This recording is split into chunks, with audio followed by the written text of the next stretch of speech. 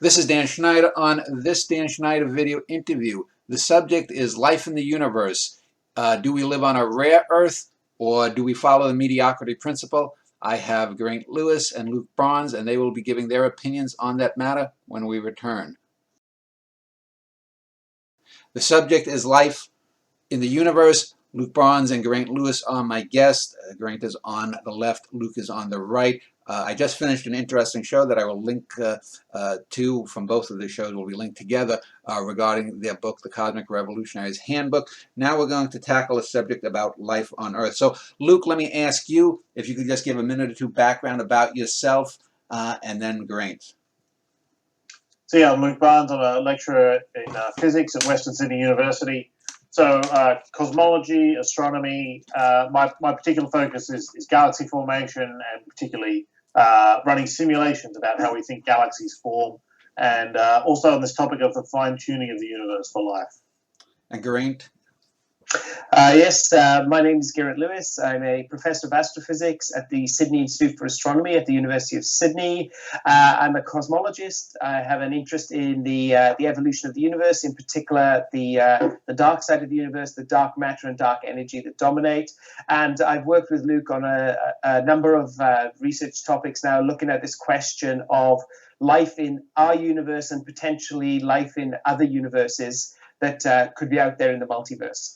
So the two basic endpoints that are forming this are the rare Earth idea put forth by Ward and Brownlee in a book a couple of decades ago, that the Earth has some unique characteristics about itself and its nearby space that would make life as we know it something that might be rare in the whole cosmos.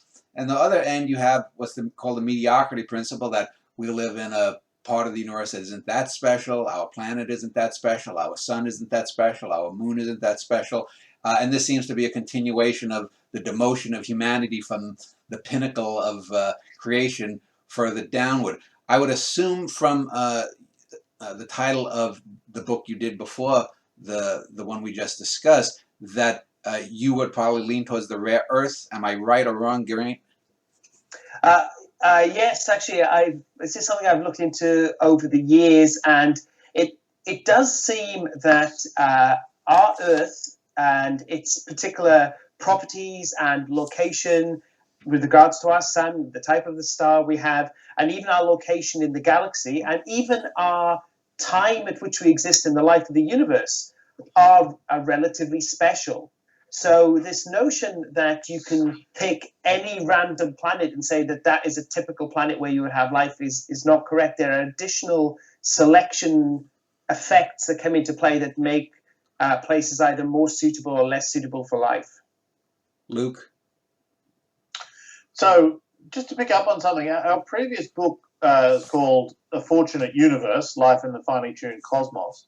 And it wasn't quite on the question of, is Earth perfect for life, uniquely perfect for life amongst all the other planets that are around in our universe? It's more on the question of, are the fundamental constants of the universe that we see,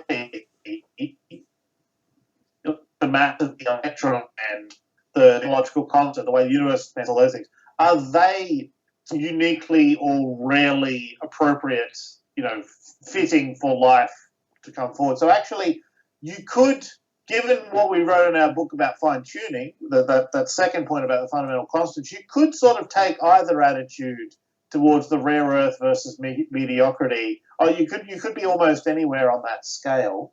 But one of the things that, as Geraint was saying, when you look into the book into the topic of fine-tuning, actually you start to see all the ways in which we do depend on our environment in very interesting and special ways. And so I think, while in principle you could be anywhere on that spectrum, I like Geraint. I'm leaning on the rare Earth type of end of things. There are some rather amazing things about our environment, some seemingly sort of relatively rare things about our environment that support us here as life forms.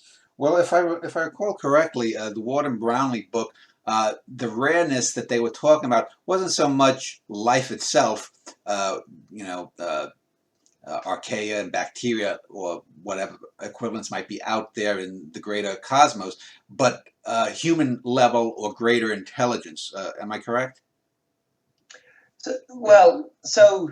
Again, this is an interesting question about when you talk about life. I mean, people, when we talk about life in the universe, what they want to think about is intelligent life. Yeah. And there's a big debate about whether or not simple life could be common in the universe.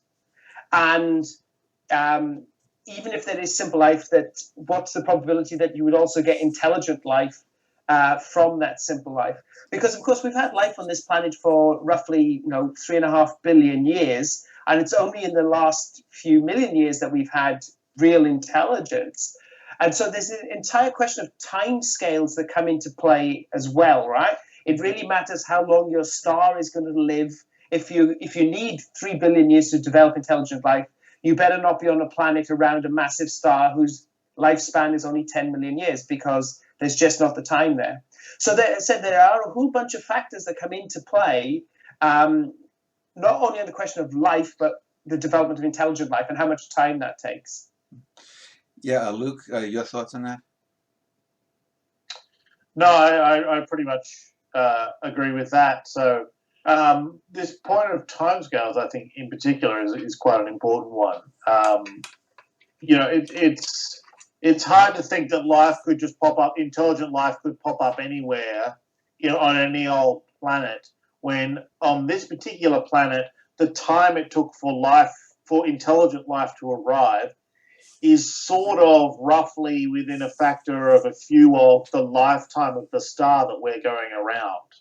So it's sort of, here's how much time you needed, and here's, a sort of a third of that roughly, maybe, half of that is how much time it took for life for intelligent life to evolve. It seems like, there's an old argument from, I think it's at least back to Brandon Carter, which basically says, if life is a very rare thing, if it takes a whole bunch of coincidences for, let's say intelligent life to turn up on a planet, then most of the life that you see will sort of scrape over the line just before or on the same sort of time scale as the amount of time that they had available.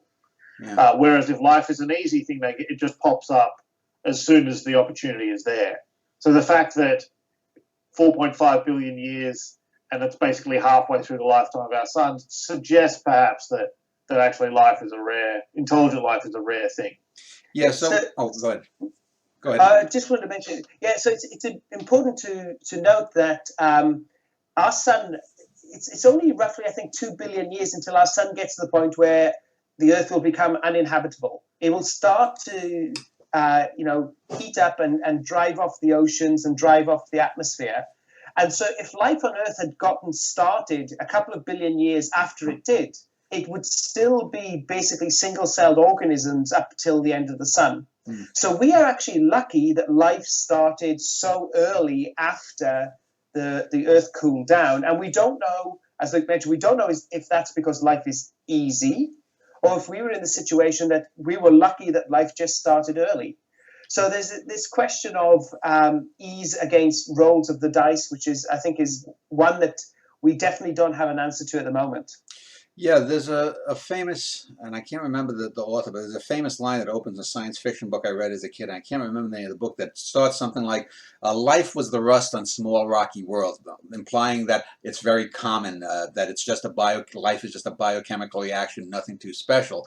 On the other hand, if we're talking about life, we think about UFOs and little gray aliens, and the idea that we could be in, that we might have an Asimovian kind of multicultural, Klingons and all this Star Trek stuff. But it doesn't really matter, I don't think, whether life itself is rare or common. Just that if, for example, it starts, does it naturally tend towards intelligence? It seems to me that if we look at just the one example we have of ourselves, it seems that it you change one or two factors a billion years ago, boom, and we're not here. You don't even have to go back a billion years. I was actually having lunch today, and we were discussing this very topic. So there's a couple of issues. Firstly, we talk about us being intelligent, but at what level really is our intelligence? And it's this. I don't want to get all sci-fi, but would we even recognize the next level of intelligence above us? And there's a big question of like AI and synthetic intelligence. You could develop a machine that's intelligence is beyond ours that we just don't understand in any way, mean, or form. So maybe we are not that intelligent. We are, slightly evolved apes, etc. And the question is why did we develop this intelligence in the first place? If it's all about survival on the savannah, what is it about intelligence that wins over big teeth or claws or the ability to run fast?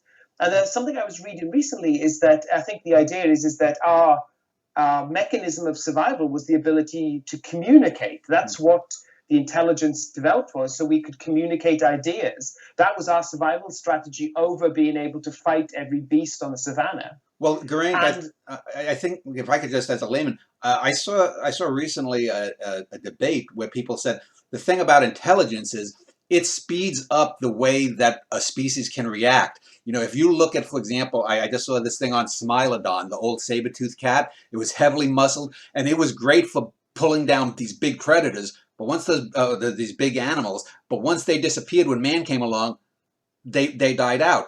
Where humans were far more adaptive. They weren't as big, they weren't as strong, they didn't have the big saber teeth, but they were smart and they could adapt to life in the Arctic or on the plains or in the tropics. So I think intelligence, doesn't that just speed up the reaction times evolutionarily? But how do you make that intelligence work, right? If you imagine that we're back, 100,000, 200,000 years ago, and I have a smart idea about how I'm going to survive in this environment, the most important thing I can do for my species is to communicate it to the others. Yeah. Right? And I don't want to rely on just everybody just copying me. I want to be able to communicate. So I do lean towards the side is that the driver is communication, the ability to share ideas, to discuss things, to come up with plans, to coordinate. That is our survival strategy. And so this is why I do think about our level of intelligence. We think we're pretty smart, but I don't think it's too difficult to think that we are not the smartest thing in the universe. I mean, you could think of bigger intelligences, right? Being able to think of things well beyond the things that we can comprehend. So I know we have a special place on this planet, but I don't think that we are the be-all and end-all when it comes to intelligence. Yeah, and I don't know if you have ever heard of a fellow named Julian Jaynes, but he had this theory that the modern brain only came about a few thousand years ago with the forming of civilizations, i.e. that hunter-gatherers think in fundamentally different ways than a civilization does. That civilization sort of force us to think and grow in ways that we're not naturally going to do if we're out hunting caribou all day. Yeah, absolutely. I mean, I think you get your first philosophers when you have the ability to feed people and not have everybody working in the fields. So, the time for people to sit down and think, and that came with civilization. So, look, there have definitely been these big changes, but I think we have to, I just personally think we have to be very careful about thinking that we are potentially the smartest thing that could ever be in the universe. I mean, I do think we are limited by our own evolution. Luke, let me ask you to pick up on a point that Geraint made earlier. He said we may not recognize other intelligences, but let's go one step back. Could we now even recognize other life as we don't know it, i.e. based on silicon or methane, or, just to use very speculative, Hoyle's black cloud or the Solaris ocean of Lem? Could we, if we found an all-water planet circling around a star, maybe that planet is a living thing, perhaps. I don't know. Yeah, so this is actually, I should mention that we're both cosmologists. Geraint knows more about the biology than I do, but not my field. But the idea of alternative forms of life is something we did actually look into in a bit of detail, and it's in a Fortunate Universe in the book there. The reason we look into that is just because if you want to say life depends on this particular combination of constants or a rare combination of constants, you've got to kind of know not just life like us. You want to say something a bit more general about life as a whole. So something specific that we can say is we can look at something like the idea of life based on silicon, and we can compare silicon to carbon, and in almost every way it's inferior. Yeah. So one of the things we did in the book was you can go look up a big chemistry databases which are online, and you can ask, okay, if I take pick one element from the periodic table, and then as well as that element, I'll give you hydrogen as well. How many different chemical compounds can you make out of those two elements in however many of those particular ones you want?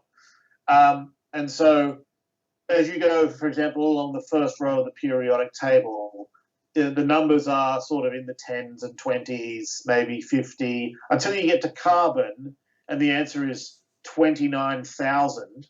And then you go back to oxygen and nitrogen are just sort of 50-ish, and then helium's none, and neon it's none because they don't make any chemical compounds. So for silicon it's 55 versus so if you look at the periodic table, and this is nice. We've boiled our problem down to something we can think about as physicists. It's sort of chemistry, but it's close enough. If you start thinking about what's the most versatile element in the periodic table, that's something we can quantify, and it's carbon by a mile. And so for me, I think alternative forms of life, if we're sort of thinking of an organism like ourselves on a planet subject to its gravity, you can do very simple physics thought experiments about how big an animal on a planet could be. So one of the things that you could do is think, okay, think about something falling over, right? Just me and I fall over. There's the amount of energy that I get from the fall, and then there's the amount of energy it takes to break a chemical bond. And if those two numbers are the same, there's a good chance that the fall will break my bones. And so when you create that scenario, you can start to think, okay, how, on a typical planet, how big could something be before it's too big, and if it falls over, it breaks all its bones? And the answer is about us sized. It's not a perfectly precise argument. It's sort of like a meter or so, maybe 2 meters. There's a wonderful paper from a very famous cosmologist, Don Page, and the title of the paper from a cosmologist is How Tall is a Giraffe? And so he does a similar argument based on what's the biggest thing that could run without overheating. And all that is how much energy do you expend versus how much energy can you put out into the environment. That's a simple physics problem. And the answer he gets is, again, a couple of meters tall, which is sort of for an astronomer, that's pretty much about the right answer. So in terms of alternative forms of life, it's not a sort of carte blanche. You just pick whatever you like, and that could totally be life. There are physical principles here that we can start to think about, at least to say, okay, let's really try to not just say, oh, it could be this, but actually let's try to think how it could be this. How actually would this thing get information? How would it get energy? How would it expend energy? How might it replicate? There are physical principles which inform those sorts of ideas. Yeah. Geraint, let me just get back to life and the idea of the mediocrity principle, because one of the outcroppings of the mediocrity principle is what's called the Fermi paradox, which assumes that the life would be plentiful and intelligent life would be plentiful, so why haven't they come here?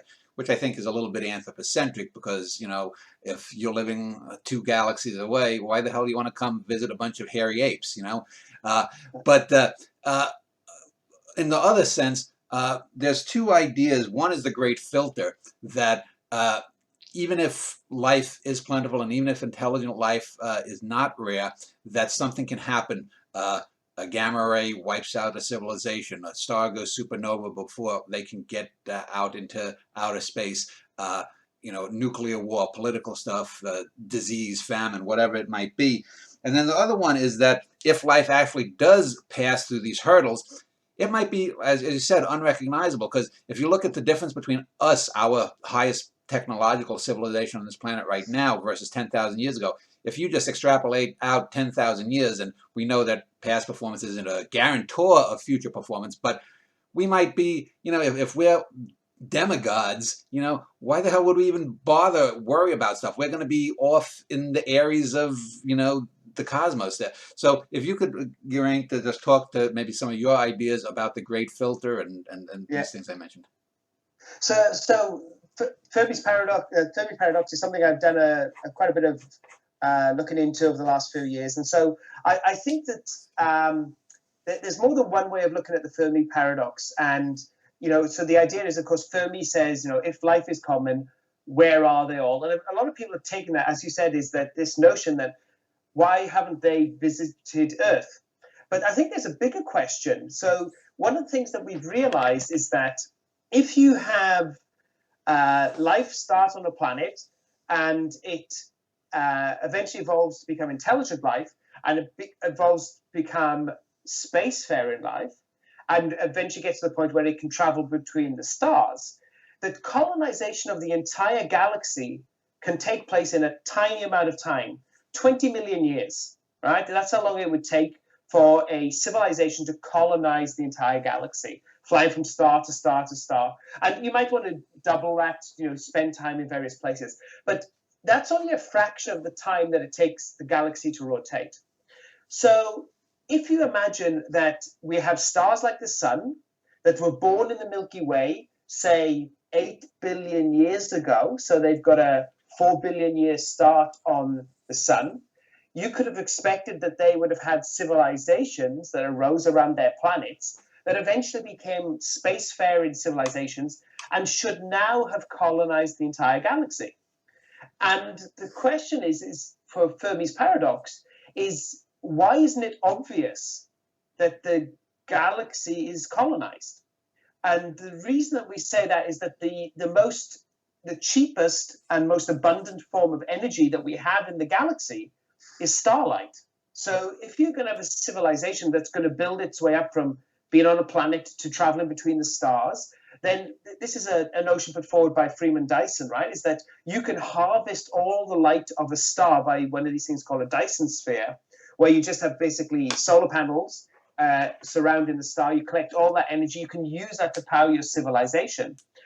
But laws of thermodynamics still hold. And so what you basically do is you take in optical light, you downgrade that into infrared. And so if our galaxy was colonized and they had used up starlight, then we should see these signatures of these alien mega structures scattered throughout the galaxy, and we don't see anything. We don't see an excess of infrared due to them processing starlight into infrared. We don't see, well, there are some hints where some people think some strange stars are doing something weird, but it just looks like the galaxy is empty. And this brings us back to this question, as you said, of this thing called the Great Filter, which is one of these ideas that maybe these civilizations do arise on these earlier planets, but there is something that happens that stops them taking that step to become interstellar travelers. And that is essentially something that brings their civilization to a grinding halt. And there have been lots of ideas, of course, and there's nuclear war is a popular one. They basically just wipe themselves out. Climate degradation on their own planet. They basically run out of the resources that they need and so never take that step. They basically lose interest. They don't want to go space traveling and go back to being farmers. But something stops them. And we just don't know where we sit as a civilization with regards to this notion of a great filter. And the philosophers sit around and talk about this a lot. And of course, the big worry is that the great filter is still in front of us. It's something that we've yet to encounter. And of course, we haven't had the scale of war that would wipe out civilization, or haven't quite reached that tipping point when it comes to the climate, although I think we're starting to get pretty close. But maybe the great filter is something we still have to face. And it doesn't have to be the same thing for every civilization. Yeah. It's just that civilizations reach this point where they just cannot progress any further. So, yeah, we don't know. We don't know where this... The two options are either that there are civilizations and they wipe themselves out, or there just weren't any civilizations and maybe we are the first. Luke, I want to pick up with you and ask you about what's known as habitable zones. There's the idea of a galactic habitable zone, a planetary habitable zone around stars where, it's also called the Goldilocks zones sometimes. I have read some stuff online and also something in some popular science books here and there that habitable zones might be wider than we think. For example, around a planet, if a planet, say, had a little bit more of an eccentric orbit that accentuated the heat and the coldness at their farthest aphelion and perihelion, that it might actually speed up evolution rather than not, because creatures would have to adapt on shorter time frames, and that might lead possibly to civilizations arising earlier. What is your take on that and habitable zones in general? Oh, that's an interesting suggestion. I should say this is something we're actually looking into. One of the things that we've done fairly recently is to start to look at all these questions in the context of galaxy formation simulations. So you have a way of, in a computer, mapping out the way structure forms in the universe, which gives you a chance to go and look at whether there are some nice bits for life around and whether those are common or whether they're rare, and trying to track a whole bunch of things that might make life nicer or less nice. So there's the stellar habitable zone, which is how far do you want your planet to be away from the star that it is going around. Yeah. So presumably if you had a planet just in empty space, it's just going to freeze over. You wouldn't have any liquids, and so nothing much would move around. So it's unlikely you'd have anything like life out there unless there's some other form of energy. Maybe a radioactive core might do it, but let's just ignore that possibility. Well, let's just put that to one side for a second. How far away from the star do you need to be? It seems like if you're too close, then your oceans will boil and probably you'll lose your atmosphere to the solar wind. If you're too far away, it'll be like being in empty space. And also you'd be tidally locked if you're too close too, like Mercury. If you're too close, yeah, that's another one. So tidally locking is where one face of the planet is constantly pointed towards the star. Yeah. So the moon is tidally locked to the Earth. We see one side of the moon. We have to go around the back to see the other side.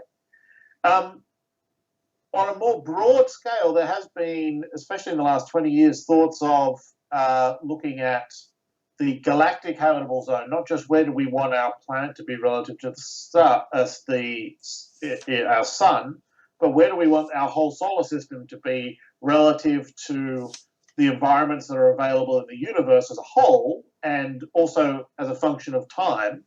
So, for example, you might not want to be... Early on in the universe, the star formation rate is very high, and so there'll be more supernovae going off as young, big stars blow up as they get to the end of their short lives. Also, early on, if you're in the outskirts of a galaxy, there's probably not enough of the heavy elements, and in that case, we just mean heavier than hydrogen and helium, that we need to make anything sort of interesting enough to be called life. Once you start to balance those things, you start to then worry about it. Okay, so I don't want to be too close to supernova. This is part I've been reading. It's kind of interesting how close can you stand to a supernova and survive. A lot of this literature has been developed by not just supernova explosions, but gamma ray explosions, gamma ray bursts they're called, in the context of paleontologists trying to explain certain extinction events in the history of Earth. So there are some extinction events where it's possible, one possible explanation is that a gamma ray burst irradiated the top layer of the ocean, and a whole lot of, basically all the krill died, all the sort of little crustaceans that live there, and an ecosystem collapsed and 85% of the life on Earth died out. And the way that happens is the ejector from the gamma ray burst hits the atmosphere, destroys the ozone layer for even just 10 years is enough. Ultraviolet radiation pours down, and then all of the bad consequences follow. So there has been quite a bit of literature on this and where, and so if we can get a handle on how far away we'd like to have been from all the explosive things in the universe for the history of the universe, of then mapping out in our universe where, in a universe on a computer in particular, where we would like life to be. And it seems like the galactic habitable zone, I think that term was coined in about 2005 by Guillermo Gonzalez, but it's been discussed by, we've got a colleague of ours, Charlie Lineweaver at ANU's, done some interesting work on this as well. It seems like you don't want to be too close to the center of the galaxy because there's too much star formation in there and you'll be too close to an explosion. You don't want to be too far away because there won't be enough heavy elements. You don't want to be too early in the life of the universe, or else you'll, again, it's too many explosions going off. The really interesting one, which some other colleagues of ours, David Sloan and his colleagues have looked at, is it doesn't actually seem to be that bad to be later in the universe, as long as you get a hold of a nice long-lived stars, and stars that are smaller than our sun can live for a lot longer than our sun, sort of a trillion years. If you've got one of those, you might be all right. However, these stars give off flares. They're not as stable as the sun, so maybe that's what's wiping out that sort of life.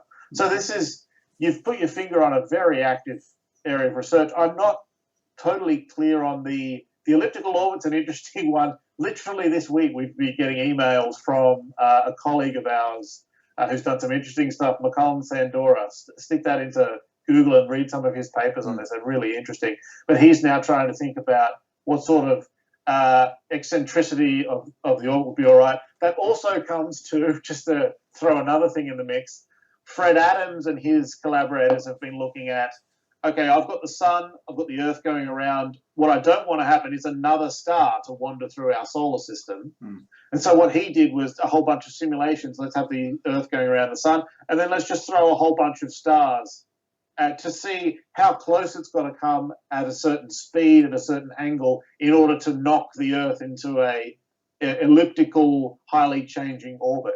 So all of this that was just a couple of years ago. All of this is very, very current research. Let me just pick up on that, Luke, because it's similar to one of the arguments Brownlee and Ward make in their book, and they have their equivalent of the famed Drake equation, 10 or 12 things that had to happen to get to where we are.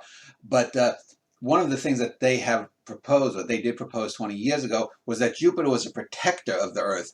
And later models, computer models, seem to suggest that actually Jupiter is probably a net negative, because while it may protect us from some Oort cloud bombardments or the Kuiper belt, it probably stirs up more asteroids, and the asteroids, because they're closer in, are more likely to hit the Earth than an Oort comet.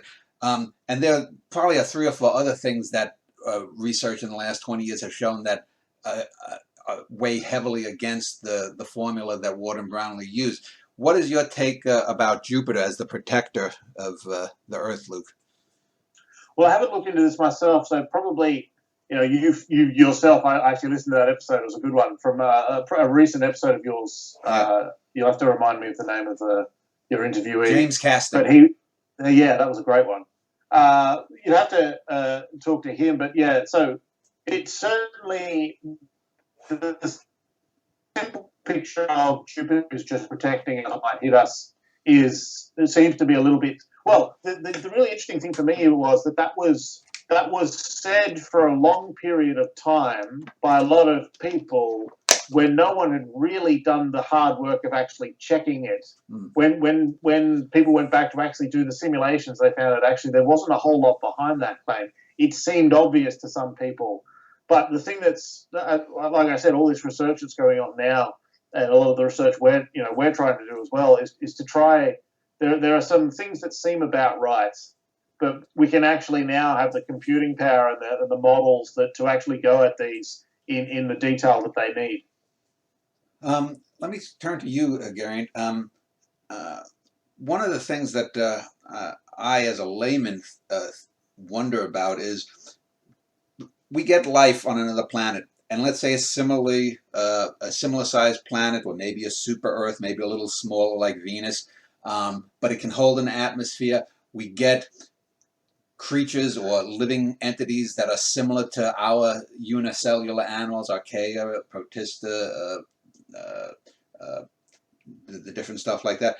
But the difference is, maybe is Darwinian competition necessarily what would be out there in the universe? Could we not envision perhaps a world where these creatures, for whatever reason, maybe there's just one or two factors different, live in a cooperative world where, in order to get to intelligence or to get any kind of evolution, cooperation is the main form of how to get there rather than competition? Or am I just pulling something out of my ass here? So yeah, this is something, again, I've read a number of ideas around evolution on other planets, and there are a number of biologists who think that this notion of convergent evolution is a universal idea. As Luke was saying, that the laws of physics are going to demand that a creature on a planet like the Earth is going to be at least similar scale to us. But the question of if evolution would be different, again, looking at what the biologists say, they seem to think that that's an underlying principle, is that that's the only way that things get ahead, in that if you start off with a population of different things, then it's competition that means that one gets an advantage over the other and they take over. So, it's at some level it comes back to Dawkins' original selfish gene, right? This notion that it's self-preservation, it's self-propagation that is the driving factor, and it's competition that does that. I'm pretty sure, though, if you look around, somebody has thought of alternatives where it's cooperation, but I think that's kind of harder to imagine how that would arise, because it's always a fight for resources, isn't it? I mean, this is the underlying idea, is that there's a finite number of resources. You want to propagate your genes, and so what you do is that you try and take those resources for your genes. So it is a competition over cooperation. Luke looks like he's got something to say. Yeah, go ahead, Luke. Well, no expert here. So, but there are. You could possibly imagine where one life form sort of takes over, and so you have so the sort of, not the exception, but the interesting case that throws a wrinkle into evolution is sort of kinship relations and family relations. And there's a story about a famous evolution who was walking down the street and said something along the lines of, I'd trade a brother for 4 cousins. Just to say that, the closer, you protect them as the more closer, but there are some number of cousins more distantly related who, if you protect those at the expense of a brother, I forget what the exact numbers were, but that is evolutionarily a good trait in terms of from a purely, gene-driven level. Now, there's subtleties here that I don't fully understand, but at least in theory, you could imagine, and in science fiction, there are imagined societies where you have an alien race where there's sort of a hive mind. This is an idea that's out there. So you could sort of maybe imagine a scenario where actually maybe those drivers are more strong than the interspecies competition for survival drivers are going. But again, I'm on the bounds of am I getting this from science or am I getting this from watching movies? So, yeah. Gary, do you have a comment on Luke's comment? Yeah, look, it's something that I've thought about, and again, I recently went through Dawkins' The Ancestor's Tale from start to finish, and again I came away with that. It's the competition of the population that's the driving force, and he did have. He has this example of trees, right?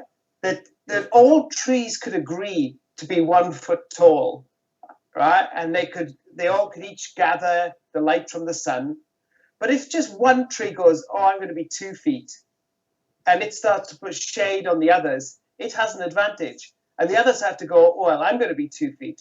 And no matter what scenarios you can sort of pitch together, it only takes one to take a step and it becomes an arms race. And that's the competition, I think, that drives evolution. So you would need something, the opposite to take in of things trying to take advantage. But if your goal is to propagate your species and your genes, then you want to use the resources. So yeah, I think, again, trying to remember the ideas that Dawkins has, it comes down to competition as being the driving force.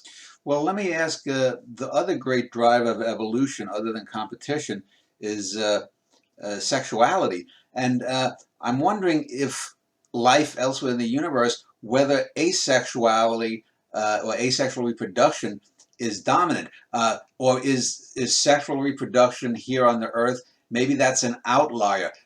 It may be in a resource limited environment that asexual reproduction might be the smarter way to go, especially if by just some quirk, some random quirk, the first earliest life forms somehow developed a way to slightly differentiate this, if they were budding like yeast cells, say, that they could slightly differentiate their bud. And when the bud goes off, well, we don't need men and women or males and females. We can just slightly, and that way we could get around diseases and what. What are your thoughts, Garrett, on an asexual world, say? So actually, my thoughts come from my own experience. This sounds a bit weird talking about an asexual world. My experience with writing genetic algorithms. I'm a big fan of novel techniques to solve problems, and I'm a big fan of genetic algorithms. And in a genetic algorithm, you encode your problem into effectively genes, and you breed populations to find the solution. And what you find is that if you take populations and you make them asexual and only allow mutations by random mutations, then your populations evolve very slowly, very, very slowly. But as soon as you introduce sexual reproduction where you can have crossover, what that means in the problem landscape, so if you imagine that in the asexual one, you've got problems to solve and it's a landscape, you're basically walking your way across that landscape trying to find a best fit solution. Once you add sexual reproduction and you can swap genes, that allows you to take huge bounds over your landscape. So it basically gives you much more variability in your offspring.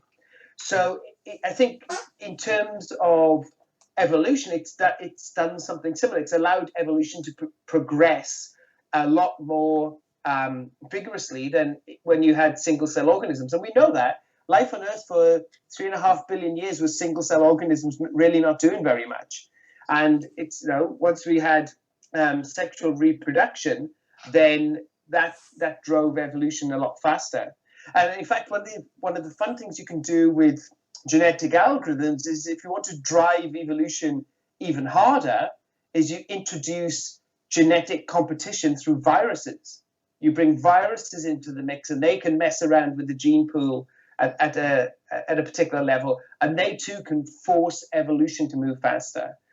Exactly how much these actually represent human genetics, etc., it's a bit of a stretch. But at least in these computational things that we do, sexual reproduction is gives a lot more variability than asexual reproduction. I want to talk about the Drake equation just momentarily, because when I did interview James Casting, he said that some of the criticisms of the Drake equation come from people not understanding that Drake and Sagan, who also claim to have co-authored the equation, were defining intelligence very specifically, i.e. they weren't defining it the way, say, a Solaris Ocean, if something like that existed. They weren't defining it the way you might define intelligence in a dolphin that doesn't have digits, but they were defining it as the ability to make radio astronomy work. And given that, I'm just wondering, does that, well, number one, that does seem anthropocentric, but it also seems to me that that would require that maybe we don't have to be tetrapodal creatures, maybe we don't have to be bipedal creatures, but we would have to have some kind of digits to manipulate the world, whether they're arms, fingers, whether they're tentacles, whether they're tusks, not tusks, what is it, an elephant, Trunk. the trunk. Trunk. Thank you. We have to have something to manipulate the cosmos, because even as vast as an intelligence as a hypothetical Solaris ocean might be, it's hard to see. Yes, I could see a giant ocean world as maybe something where you could have be the equivalent of a giant brain, but like Lem's book or the films, how that could manipulate things to manipulate matter seems, that's pure science fiction, it seems to me. So are we talking about radio astronomy basically saying we need humanoid type creatures to have radio intelligence, or radio astronomy rather? Well, to do radio astronomy, the only thing you need to do to transmit signals is you need to move electrons back and forth, and to receive signals you need to have a way of detecting whether or not electrons are moving back and forth. So that in terms of the physics, we know precisely what you need, and the setups are not that complicated. How you put those things together, of course, will depend upon your ability to manipulate the technologies. It's very hard to imagine a dolphin building a radio telescope, right? Based upon their environment and based upon their appendages. I can't, as you said, it's very hard to imagine them building a dial that they could twist, etc. But again, if we look at us and we think, oh, we're great, look at our ability. We've got these hands that can do all this kind of stuff. These hands, of course, again, evolved on the savannah for grasping onto branches and wielding sticks and picking fruit. It's pretty amazing that we have that ability, right? So, but we see that essentially all land animals, and most big land animals have appendages that they can manipulate the physical world. So I don't know if an intelligent elephant could use its trunk, but I don't think it's completely out of the question that to manipulate things, they could do it. So let me just have two final questions here and ask both of you to opine. Number one, so I would take it then that you think intelligence is rare, but do you think life itself is rare? Or, do you think, let's say if we use 100% of all possible known habitable planets as we define life, does life arise on 10% of them, and does intelligent life arise on 0.001%? Or do you think maybe it arises in maybe 90% of those worlds, but we still only get the intelligence down under 1%? What is either of your opinion on that? Luke, if you want to go. So this is really pure speculation. Yeah. It'll be lovely to know. My suspicion is as follows.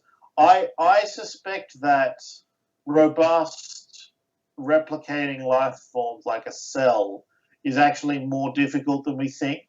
But then the path from there to higher forms of life is maybe, you can't say inevitable. I'm encouraged by the fact that there is convergent evolution, as Geraint was talking to before. So flight and vision and various things in the natural world we see around us, these are sort of good idea. It's a good idea to be able to fly evolutionarily, right? It's not the only strategy out there, but it's not a bad idea. And the ability to fly has evolved independently a number of different times, something like 6 maybe. That for me suggests that this process can find,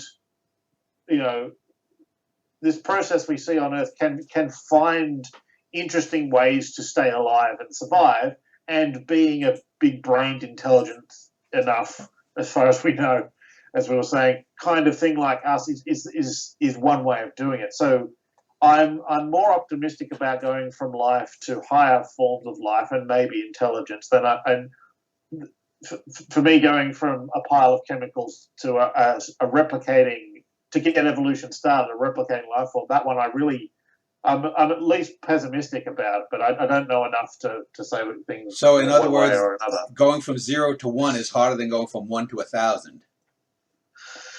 Yes, yeah. Once you've got something that's replicating, I think you're on. You then, the world is your oyster. As long as you've got a nice star to stick around for a while and some nice habitats, Gary, more complex life should happen. Gary, what's your take on that? Are you with Luke? So I actually, I'm somewhat torn over the question about life in general. I would like to think it's common, but I look at the rare earth issue. One of the things I was talking with somebody about last year or year before, which really freaked me out, is that most planets in the universe will either be complete deserts or complete water worlds, and very few will have a mix of land and ocean. And it's thought that life needs these wet-in, dry-in cycles, and you don't get those on ocean worlds, you don't get them on desert worlds. So I think that life itself might already be rare because the environment for life to start will be rare. And I think that even if life gets going, we don't know why life decided that going from single cell to multi-cell organisms was a good idea. And it spent a few billion years doing that. It could have spent a few billion years more. I don't think it was inevitable. So if life is common out there, or relatively common, my gut feeling is it's going to be closer to pond scum than Klingon, right? Yeah. Well, let me just end with a final philosophical question about life in general for both of you. And that is that, let's say within the next 10 to 50 years, and maybe sooner, maybe a little bit later, but by the end of this century, possibly, we have definitive proof that life exists. Maybe we found it here in our solar system, but it'd be even more impressive if we found it, with the light signature of a planet, an exoplanet that we find, and it could only have been caused by life as we know it.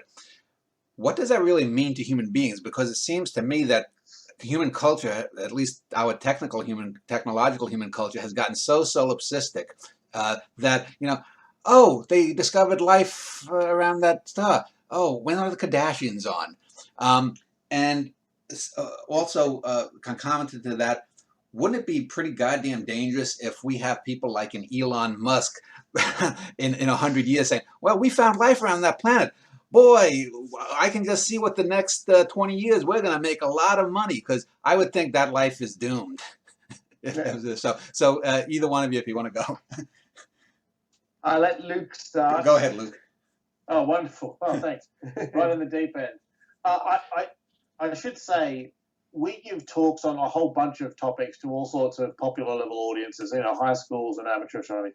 The question, is there life elsewhere in the universe, is easily the question we get asked most often, regardless of what topic we've talked about. I can go give a talk about the cosmic microwave background, talk about black body radiation. First question, is there life elsewhere in the universe? Nothing to do with anything I said. So we all want to know the answer to this question. I just want to push back on something you said. You mentioned at the start that we used to think we were the pinnacle of the universe, and then as time went on, we sort of got pushed into the outskirts. That's not quite right. I've been trying to pick up on my Aristotle. I'm not an expert, but in Aristotle's world, we're not at the exalted, high point and pinnacle of the universe. We're at the bottom. So Galileo described our position as, the sump where the filth and ephemera of the universe collects. Those are his words: sump and filth and ephemera. Here in the U.S., we call it Florida, but right. So we're at the bottom. So there's, for example, for Aristotle, change was a sign of imperfection, and all the change happens down here. The perfect heavens are unchanging. So there's something not quite right with that story. Okay.